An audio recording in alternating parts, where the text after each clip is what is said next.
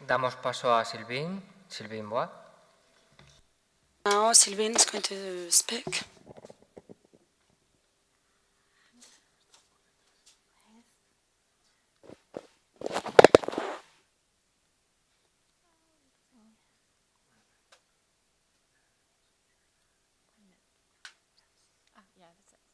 Ok, es este. Intenta no alargarte demasiado, porque si no es que nos quedamos sin la posibilidad de debatir.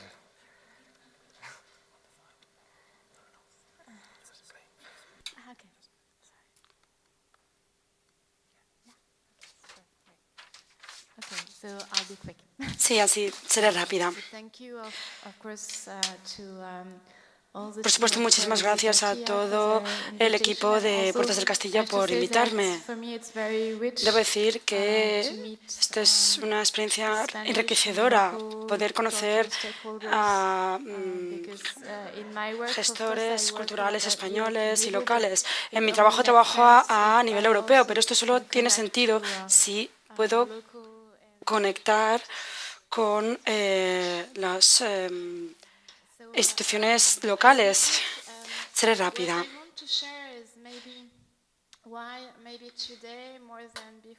Quiero compartir con ustedes algo que es importante.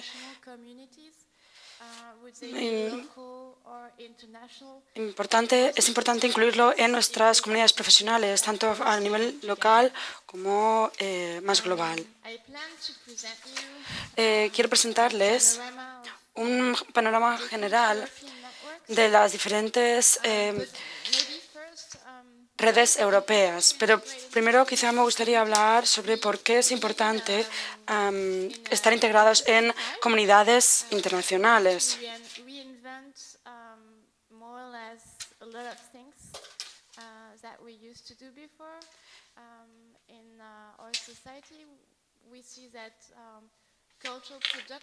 En nuestra sociedad cada vez las producciones culturales son más diferentes debido a la digitalización. La cultura está cambiando y debemos cambiar nuestro punto de vista relacionado con la cultura. Y debemos hacerlo rápidamente. Cada vez las sociedades son más frágiles. No solo hablo de España, también se puede hablar de Polonia o en Grecia u otros países europeos. Hay más oportunidades para que las personas se relacionen con la cultura y también hay más necesidad. También es necesario crear espacios que permiten la democracia, la creatividad. Como profesionales,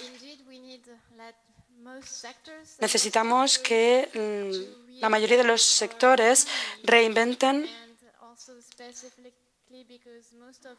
las economías, específicamente para nuestras pequeñas organizaciones. Somos unas organizaciones frágiles y por ello debemos inventar formas de colaborar y de pensar de forma privada y pública.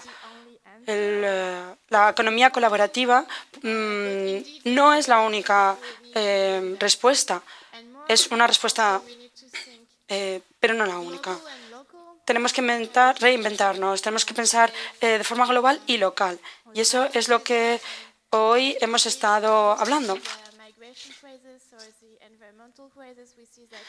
Vemos que existen crisis medioambientales, migratorias, y vemos situaciones y territorios y problemas que afectan a estos territorios. Como profesionales esto nos afecta porque debemos ser capaces de repensar nuestro trabajo según lo que pasa alrededor. Es un desafío. Debemos dirigir nuestras organizaciones centrándonos en todo esto.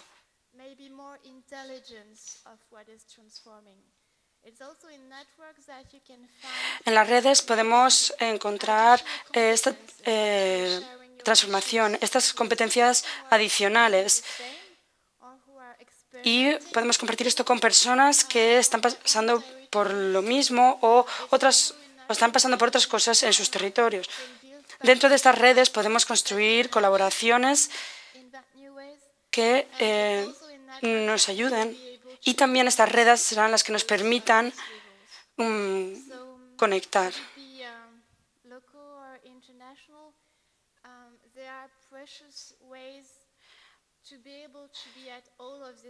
Hay formas fantásticas de ser capaces de estar presentes en todas estas, a todos niveles, a nivel local o global, sin que sea demasiado. Quizá deberemos desarrollar una inteligencia relacionada con la solidaridad y la interactividad.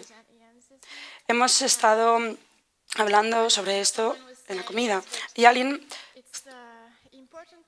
hablaba de que es importante tener fuerza a un nivel local antes de pasar a un nivel internacional. Es cierto, pero quizá no tanto. Depende de la situación.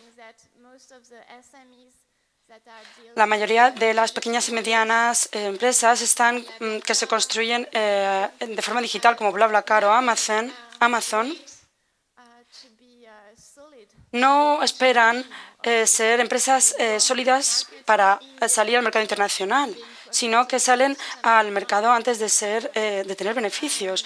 Y a veces ni siquiera llegan a serlo. No quiere decir que debamos copiar esta estructura, pero quizá deberíamos pensar de forma diferente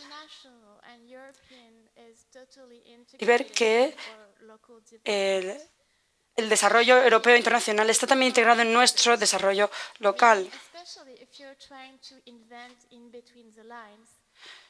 Sobre todo si se está intentando inventar y ser creativo. Quizá en un nivel europeo encontrar a personas que están intentando crear algo quizá un poco diferente y que beneficia a su institución local. Y así crear una comunidad que haga que sea más fuerte su comunidad a nivel local.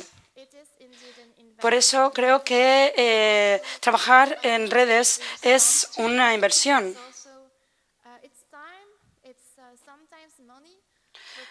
Debemos invertir dinero, tiempo.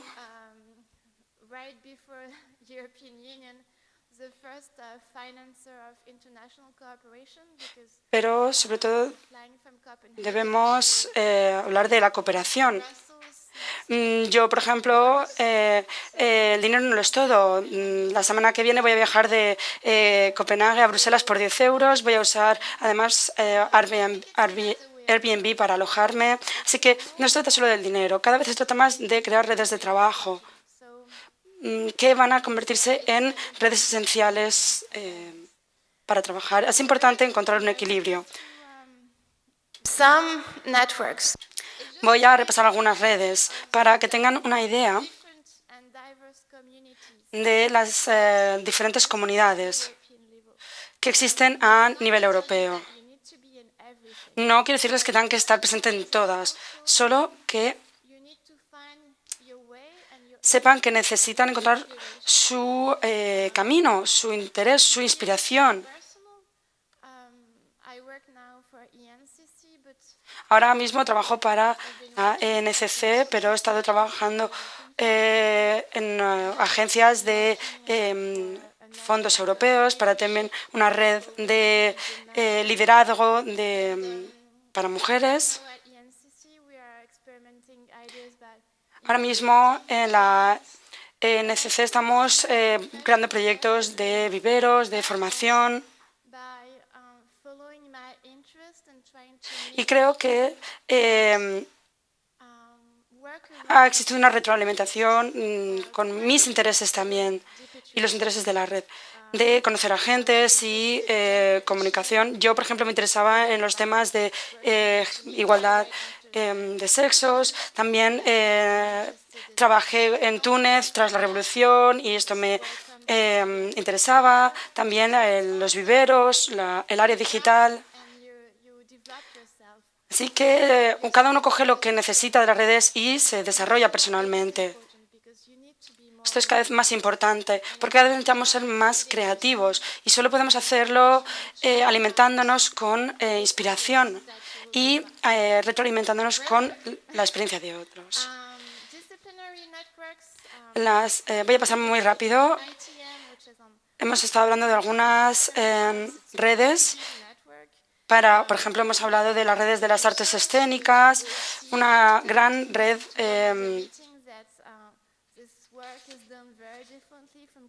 de productores, pero sin embargo su trabajo varía de un país a otro. Es una red empresarial, pero donde también uno puede aprender mucho y también uno tiene la sensación de pertenecer a este sector. También quiero hablar de la creación de jóvenes, porque Javier Brand está aquí y es el presidente de la asociación de la red de trabajo relacionada con la creación de jóvenes.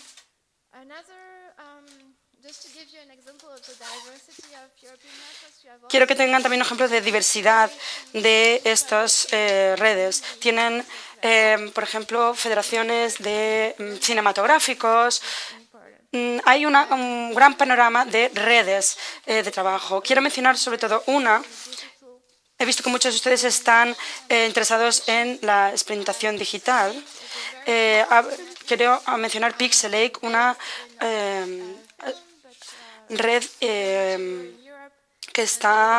que tiene sede en Finlandia, pero trabaja en Europa, en toda Europa, y trata el tema de las nuevas economías, energías renovables y sobre todo cultura digital. Les animo a que visiten su página web si les interesa, o quizá incluso ir a alguno de sus festivales.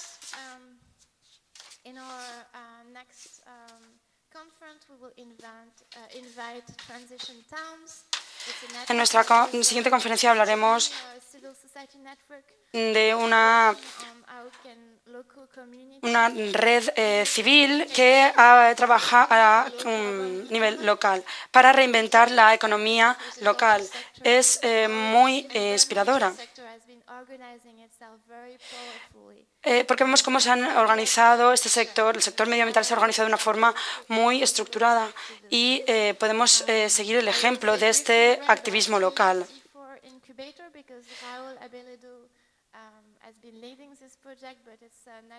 Hemos visto que también Raúl Velado ha estado involucrado en proyectos de viveros. Y esto también es muy interesante. Seguro que está encantado de compartir esto con ustedes si están interesados. Para terminar, me gustaría hablar también de las redes de defensa y de activismo.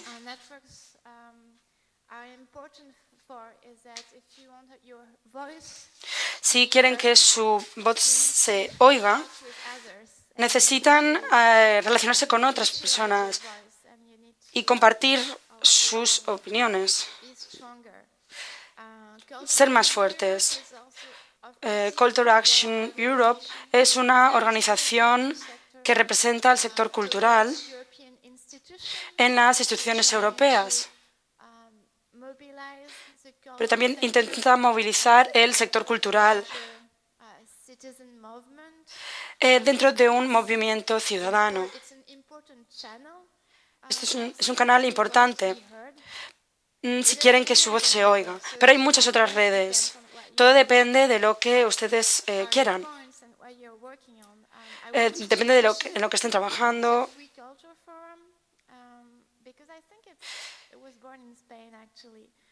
Quiero mencionar la red de Free Culture, que creo que funciona aquí en España y es una plataforma, es un espacio público.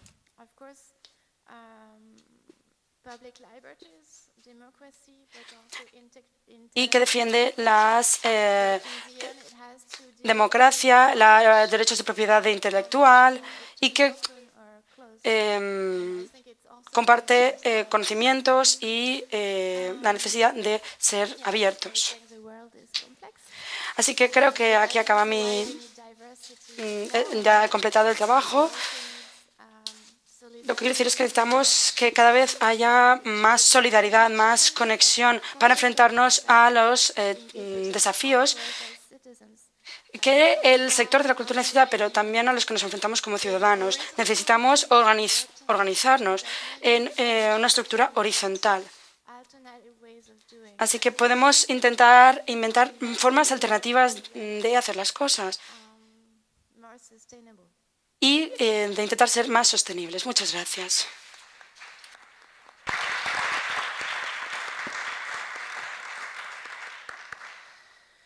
Bueno, ahora os voy a ir lanzando una serie de preguntas. Now I'm going to ask you a few questions.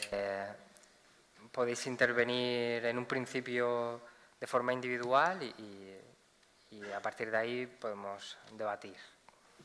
Hemos escuchado muchas opiniones con respecto a redes y hemos visto muchos ejemplos, pero ¿qué es realmente una red y qué es trabajar en red?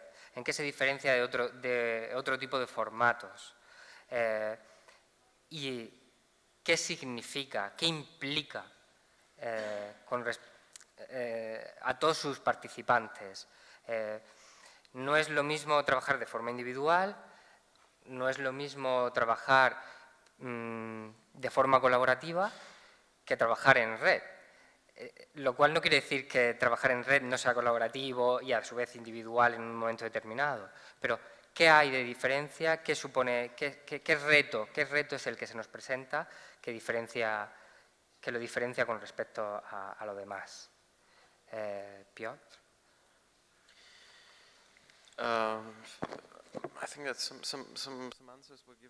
Creo que se han dado algunas respuestas en la presentación. El encuentro en torno a valores compartidos es muy importante.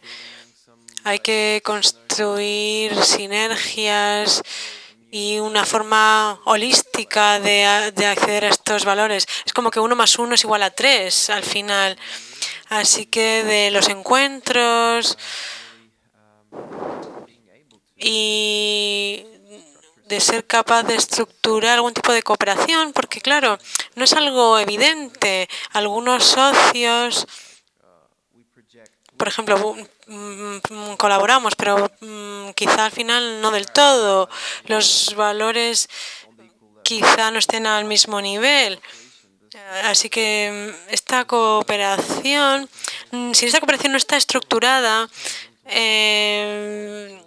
y también el hecho de que sea transversal, horizontal, es muy importante, porque ya sean organizaciones, individuos, a todos los niveles, es importante la participación activa, porque en todos los sectores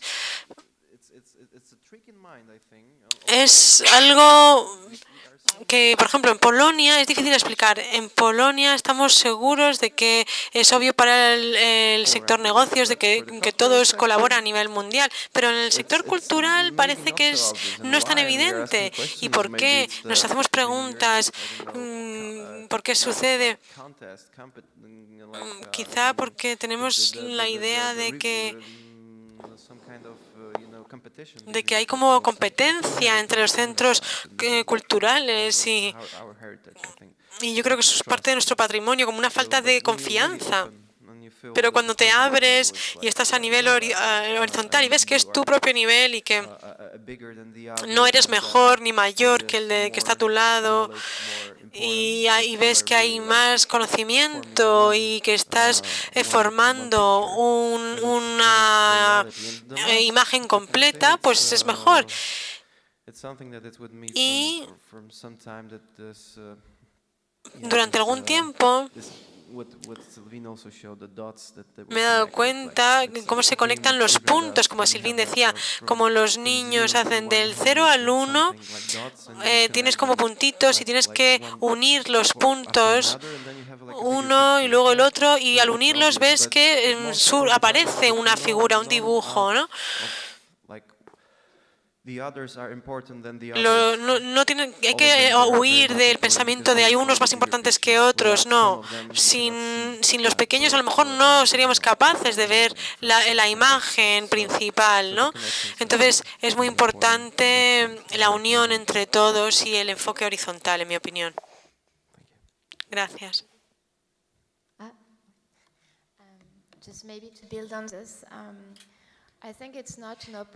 Creo que no hay una oposición entre trabajar en una red o fuera de una red, sino que se complementan. Cuando uno pertenece a una red, se mutualizan ciertos servicios. Por ejemplo, conferencias, que son espacios para que las personas puedan hablar sobre ciertos temas. En las redes hablamos también mucho de la educación, trabajamos con personas con discapacidades, con las comunidades locales. Es una oportunidad para reunirnos con otros. Invitamos a algunos especialistas y damos esta oportunidad a nuestros miembros para poder compartir y también damos formaciones, también programas de intercambio de trabajos. Todo esto es un trabajo mutuo. Estas oportunidades no existirían si nuestros miembros no pertenecieran a la red.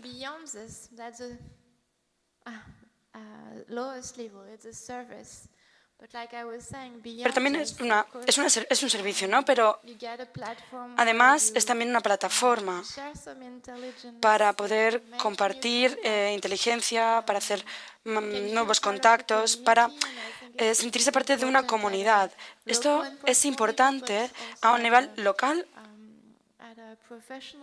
pero también a nivel personal y profesional, creo. Una cosa complementa a la otra.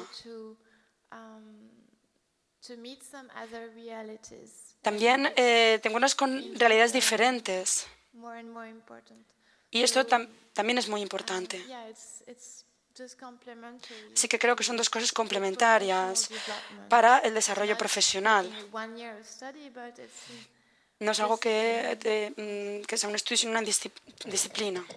Bueno, yo aparte de lo que han dicho mis compañeros, que muchas cosas comparto, creo que para trabajar en red, lo primero creo que tenemos que tener la mente abierta para darnos cuenta de que tenemos la necesidad de trabajar en red, ¿no? O sea, si tú estás trabajando en tu ciudad o en tu local y piensas que lo tienes todo súper controlado, nunca te va a apetecer el formar parte de un sector, de un colectivo que lo que quiere es mejorar, reformar, nutrirse de otras experiencias.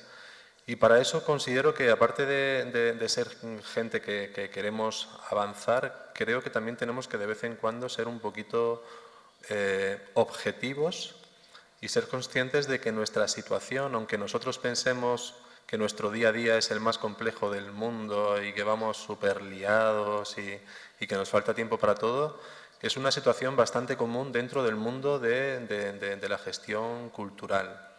Entonces, analizando eso, creo que hay que ser humilde para preguntar, para cuando no se sabe, preguntar.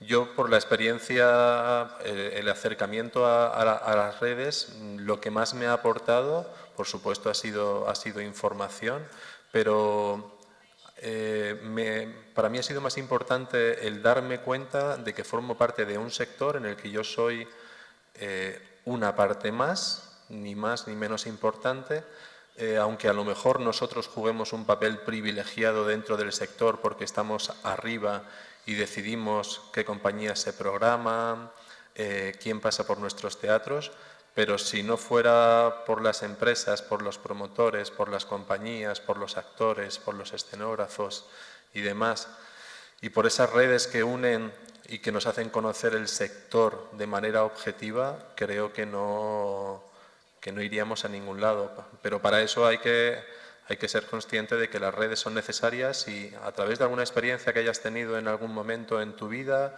o a través de algún comentario, pero una vez que estás dentro te das cuenta de la utilidad de las redes. De acuerdo. Os voy a lanzar una pregunta doble. Por un lado, según vuestra experiencia y con las redes, ¿quién puede formar parte de esas redes? ¿Dónde está el límite? Estábamos hablando que la cultura son los ciudadanos, ¿no? Somos todos realmente. ¿Dónde está el límite que establece formar parte de esas redes, ¿no? Estar implicado en su desarrollo o funcionamiento? Y dentro de sus participantes existe un código ético, deontológico o de buenas prácticas para poder formar parte de esas redes. Piotr.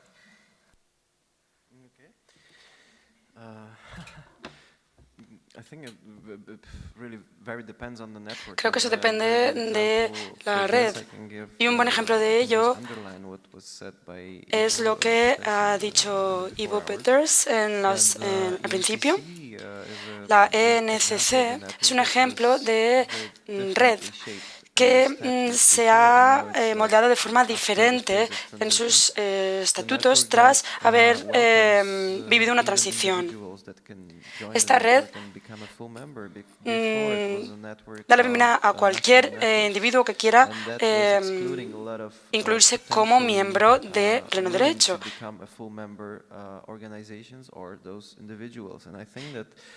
Y no excluye a nadie, ni a los individuos ni a las asociaciones. Estamos en un momento muy dinámico, ya lo hemos dicho, y el sector cultural necesita crear una visión, pero también adaptarse a la realidad. Y estos han sido uno de los problemas más importantes de los 90. Ahora mismo nuestra realidad ha cambiado cómo vemos las cosas. Actualmente lo que intentamos es derribar cualquier límite. Y hablo de cualquier foro, de cualquier comunidad local, de cualquier pequeño centro, cualquiera puede unirse.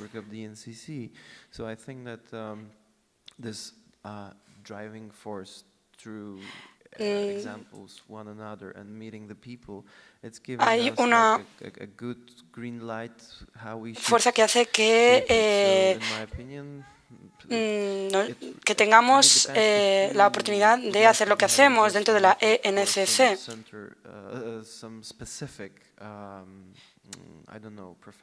Si uno quiere unirse si estamos hablando del centro de forma profesional, sí que se excluye a algunas personas, pero si hablamos desde el punto de vista cultural, no. Siempre tienen una cosa en común y es que son totalmente diferentes los unos de los otros. Así que no vamos a excluir a nadie para que forme parte de esto. Como ya se ha dicho, unos aprendemos de otros. Y esto es un ejemplo a nivel local, a nivel europeo.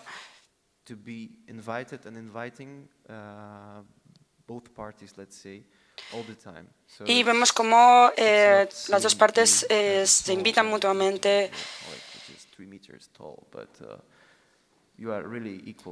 Y da igual cómo sea el compañero, porque al final tienen la misma importancia. Esta es mi respuesta en cuanto al tema deontológico.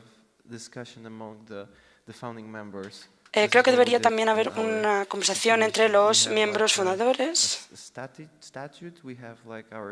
Tenemos nuestros documentos y nuestros estatutos. que inventamos nosotros mismos, no los copiamos de lo que ya existía. Nos centramos en lo que nosotros queríamos, en lo que creíamos. No en el sentido romántico, sino en algo que podríamos cumplir. Y como es nuestro, podemos hacernos responsables de ello.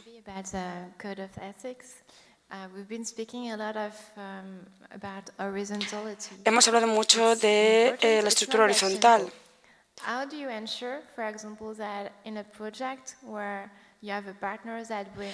Hay proyectos en los que hay otros socios y hay socios que tienen más personas involucradas, otras que tienen menos, porque vienen de un país más pequeño. Pues al final todos deben tener la misma voz en la mesa de discusión, pero no es tan fácil y no es tan natural.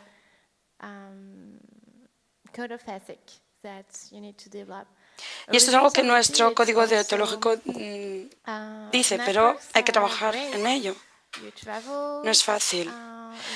Las redes están muy bien. Te sientes importante, viajas, representas tu organización. Y no siempre es el director el que viaja, sino aquellas personas que están a cargo de los proyectos. Y esto hace que la red sea efectiva, no solo a nivel político, sino a nivel de proyecto. Hay muchas preguntas en cuanto a la horizontalidad y al sector cultural.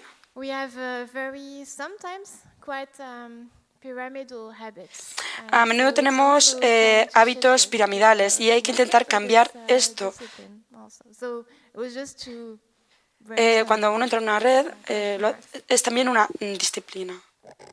Esta es mi respuesta. Yo personalmente entiendo las redes, o al menos las experiencias que he tenido como un ser vivo, ¿no? Si todos fuéramos súper trabajadores, súper perfectos, todos tuviéramos los mismos objetivos y demás, sería como un poco aburrido, ¿no? O sea, al final viene a ser un reflejo de lo que hay en nuestro sector. Entonces te vas a encontrar con gente que tiene intereses personales, gente que piensa muy para sí mismo y en los beneficios que puede sacar a nivel profesional para sus espacios, para sus organizaciones. Gente que está como muy en un segundo plano intentando sacar información para luego utilizarla a su manera.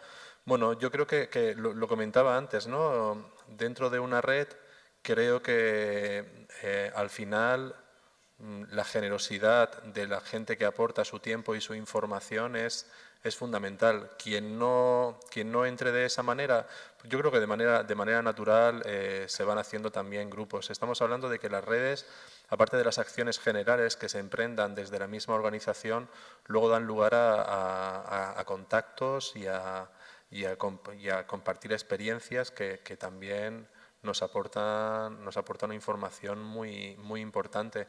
Por lo cual, a mí no me parece mal el que haya como caracteres dispares dentro de una red. Al revés, creo que hace que la red sea un ser vivo y que haya incluso que de vez en cuando someterla a crítica para que eso siga cambiando y sea un ser cambiante en todo momento. Otra pregunta que os quiero lanzar puede generar, que yo creo que más o menos la habéis contestado, pero puede generar una división de la cultura entre los que están dentro de la red y los que no. Puede suponer que haya una red que sea tan sólida que suponga que haya espacios de primera y de segunda, una cultura de primera y una cultura de segunda calidad. Yo hablo un poco desde mi experiencia. Yo creo que no. Yo creo que no. Porque yo tengo compañeros que no están dentro de nuestra red y yo mantengo conversaciones con ellos. Lo que ocurre es que esa sensación de formar parte de un grupo que lucha por mejorar tus condiciones, por mejorar tu día a día y demás, creo que es una sensación positiva, pero no olvidemos que hay gente que sigue pensando que la exclusividad es importante. O sea, nosotros sabemos de programadores que quieren traer un espectáculo y que lo primero que le dicen a la compañía es que ese espectáculo en España, en el único sitio donde puede actuar es en su teatro, ¿no? Por lo cual, yo no creo que sea que las redes diferencien los espacios. A día de hoy la información que se maneja al final viene a ser casi que pública. Esas publicaciones que hablábamos que hace la red española son publicaciones a las que se pueden acceder desde casi cualquier persona puede acceder a esa información. Se pierden los encuentros, pero no creo que eso facilite una diferenciación. Es mi opinión personal.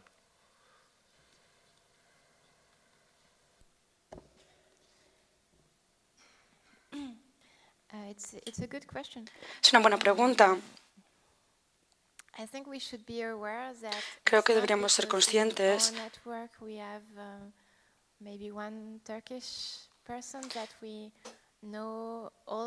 de que no porque dentro de nuestra comunidad tengamos una persona turca, significa que conozcamos todo el sector cultural turco.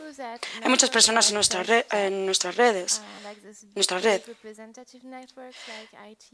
Las redes como las que estamos comentando hoy son importantes, pero también hay que trabajar más allá. Las redes son una herramienta, pero hay que utilizar una variedad de herramientas. No digo que sea excluyente. Tengo en mente un ejemplo de Turquía.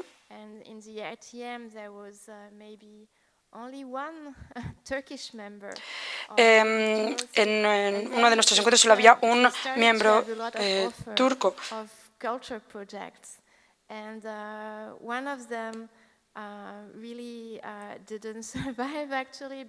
Y fue el que representó varios proyectos, pero uno de ellos no sobrevivió porque se perdieron las conexiones con el sector local. Era difícil trabajar también con estas instituciones locales. Eso no creo que siga siendo así. Lo que quiero es invitarles a que vayan un poco más allá.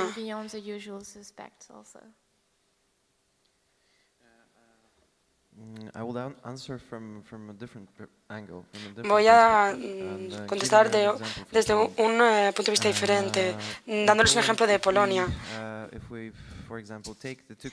En Polonia tenemos dos comunidades locales con unas 2.500 comunidades locales y casi todas ellas tienen centros culturales.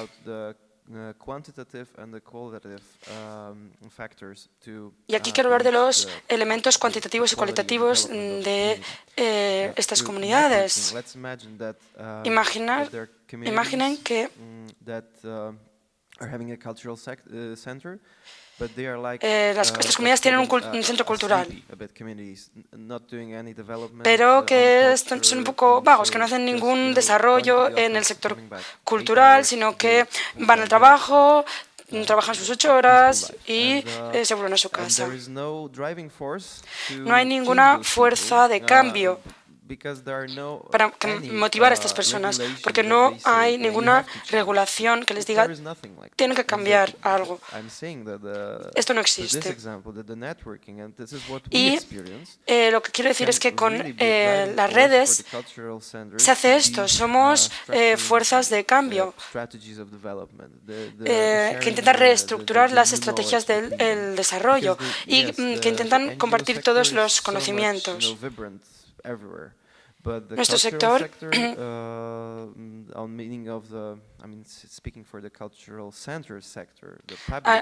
el sector de las instituciones públicas culturales se ha marginalizado un poco. No digo que haya una anarquía, pero sí que hay mucha diversidad. Y las personas acaban haciendo lo que quieren más o menos dentro de estas organizaciones. Y esto se va a aceptar. Se acepta así.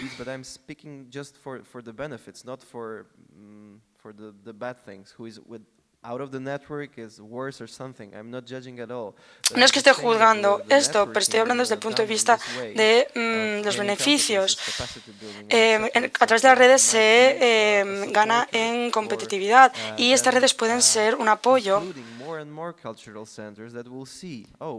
y se puede incluir más y más centros culturales que hagan que un centro cultural diga, pues el otro centro cultural se ha involucrado en este proceso, ¿por qué no yo? No tengo por qué ser un miembro de pleno derecho con mi carné de socio, pero sí que puede que haya un efecto dominó y esta es nuestra experiencia. Voy a abrir un turno para que seáis vosotros, también los participantes, los que podáis lanzar preguntas a la mesa en función a estas cuestiones o cuestiones que nos resuelvan a algunas preguntas que nos hayan podido surgir con respecto a cada una de sus presentaciones. Si alguien quiere hacer alguna pregunta.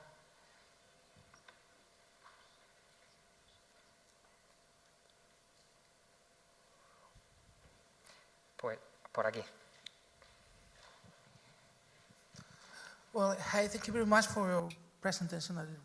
Muchas gracias por las presentaciones. Tengo una pregunta. Hemos hablado mucho de lo bueno de trabajar en las redes, pero ¿qué pasa con el lado oscuro? Porque siempre hay un lado oscuro, digamos.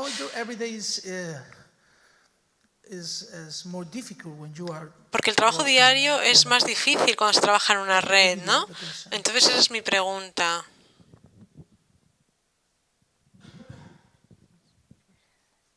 Okay, I'll try. Well, I think like Voy a intentar responderle. Horizontal versus hierarchy is Hemos estado hablando de toda esta jerarquía y esto es un tema que hay que solucionar. Pero nuestras organizaciones no es un problema.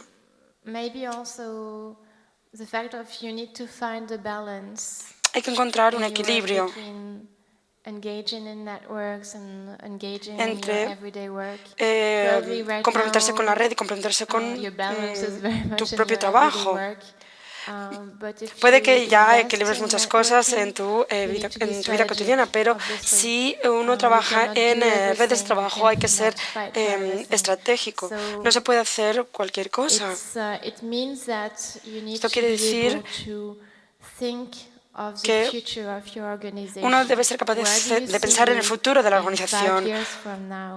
¿Dónde se ve dentro de 5 años, dentro de 10 años? ¿Dónde ve también el sector, su sociedad local?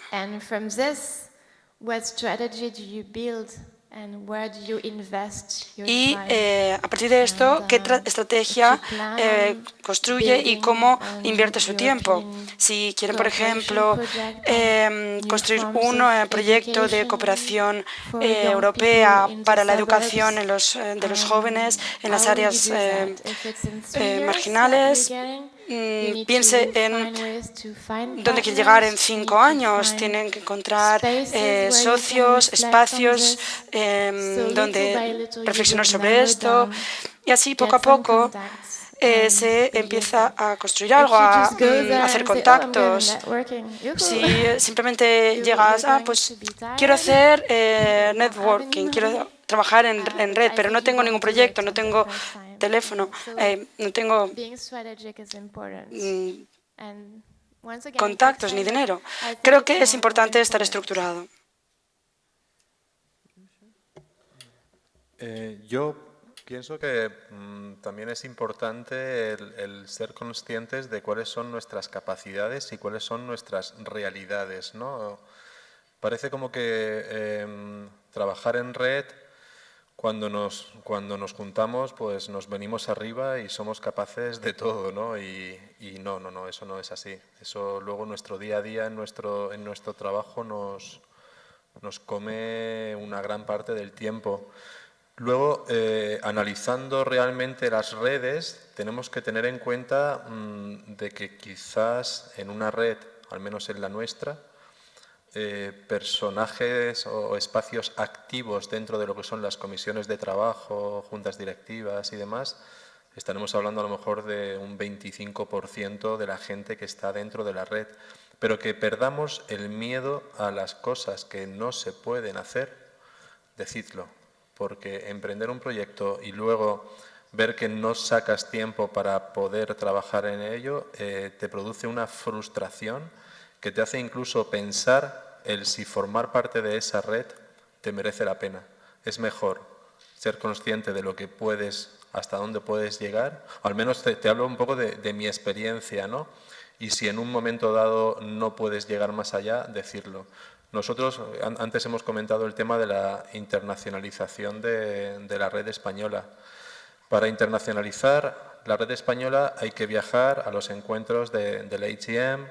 Los encuentros del ATM tienen unos objetivos mucho más comerciales que los nuestros, que son unos objetivos un poquitín más de difusión, de promoción y todo eso. Entonces, si llega un momento en el que no podemos embarcarnos en un proyecto específico, pues paramos y ya está, porque al final las redes son muy importantes, pero hay que ser conscientes de que lo que nos da de comer todos los días a los gestores es el trabajo que realizamos día a día en nuestras organizaciones. Y eso pues condiciona mucho el tiempo que podemos dedicarle.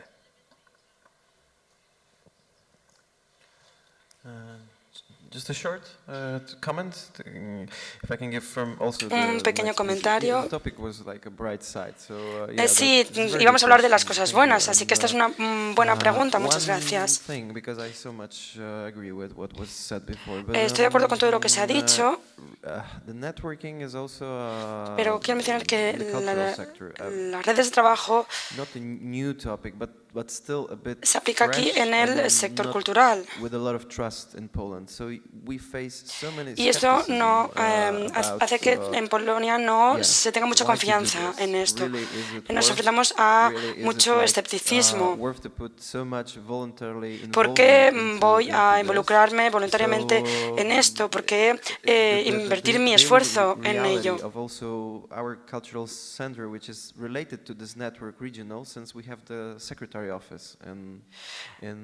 Nuestra red también tenemos nuestra oficina, nuestra secretaría,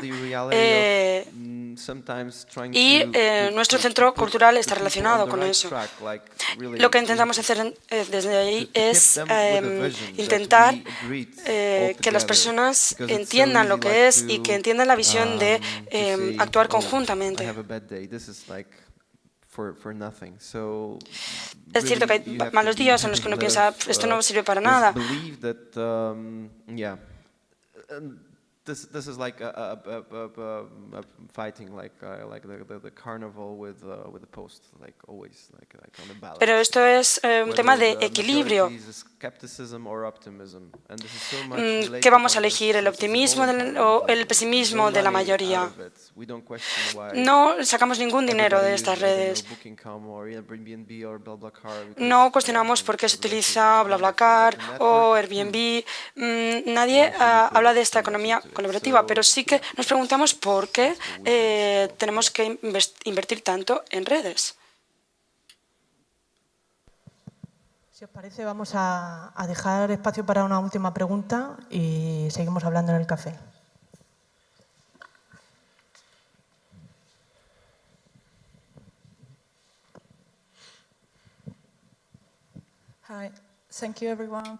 Muchas gracias por las presentaciones. Me gustaría hacer una pregunta a Juan Pablo. A ver, hablaste en tu intervención un poco sobre, digamos, un escenario muy individualista en el que siempre hay quienes piensan un poco primero en ellos y luego ven si sus intereses están dentro de la red o no. En ese escenario, ¿cómo se puede, digamos, iniciar una red cuando hay, digamos, un panorama tan individualista en cuanto a proyectos de distintos ámbitos? Vamos, ¿cómo poder unir y crear y salir adelante un proyecto en red cuando hay tantos intereses, digamos, individuales? En el caso que yo conozco, esos intereses individuales no hacen tanto daño en el sentido de que forman parte de una generalidad y de gente que está pensando en intereses generales, ¿no? Yo creo que tenemos la suerte de que al final de vez en cuando hay que trabajar temas un poquito más delicados, ¿no? Por ejemplo, pues bueno, nosotros estamos en una comisión de teatro en la que tenemos que recomendar espectáculos y sabemos que eso es importante para algunas compañías y de vez en cuando pues tú ahí a lo mejor puedes estar utilizando intereses personales porque conoces a gente o porque quieres que el espectáculo que va a estar en tu teatro esté recomendado, pero en nuestro caso queda en algo más simbólico, ¿no? No es tanto, no es un problema grave, pero porque es verdad que somos muchos miembros. Yo creo que eso se convertiría en un problema importante cuando eso sea un porcentaje alto dentro de una organización. Tened en cuenta que también los espacios o los socios de la red de la que yo formo parte son muy dispares. Estamos hablando de espacios de localidades de 3.000 habitantes o luego otros festivales como puede ser un festival de Mérida que maneja unos presupuestos de entre 3 y 4 millones de euros todos los años, ¿no? Entonces, siempre va a haber esas disparidades, siempre va a haber esos intereses y luego yo siempre he dicho que el perfil que más interesa dentro de una red es el perfil que el único interés que tiene es un interés común, ¿no? En cuanto tienes intereses personales, empresariales o demás, es cuando todo empieza a torcerse. Por eso es por lo que también en este caso la red es una red de espacios de titularidad pública. No entramos en lo privado, que eso sería un tema también para hablar largo y tendido quizá en otra charla, pero porque pensamos que el objetivo principal de los espacios y de los socios de esa red es ofrecer un servicio público a la ciudadanía. No estamos buscando un beneficio ni empresarial ni nada por el estilo. Pero bueno, lo que tú comentas queda como algo simbólico, pero porque somos un grupo grande de gente, de socios. Ahora sí, damos cierre a la mesa. Gracias a los tres por vuestra colaboración. Esperemos que nos sirva, que sus reflexiones y la información que han compartido con nosotros nos sirvan para hacer un sistema cultural más sólido y de mejor calidad. Gracias. Thank you.